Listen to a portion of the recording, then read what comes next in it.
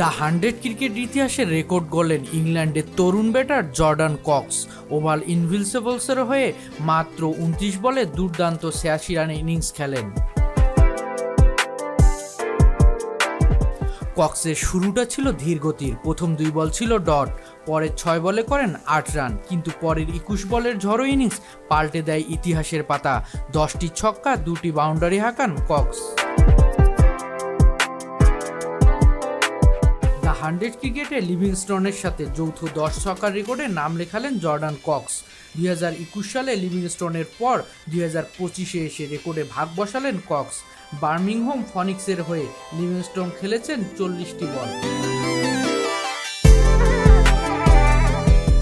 কক্সের এমন বিধ্বংসী ইনিংসের সুবাদে ওভাল ইনভিনসিবলসের নির্ধারিত 100 বলে 4 উইকেটে তোলে 226 রান। দ্য 100 ক্রিকেট ইতিহাসে দলগত সর্বোচ্চ রানের রেকর্ড।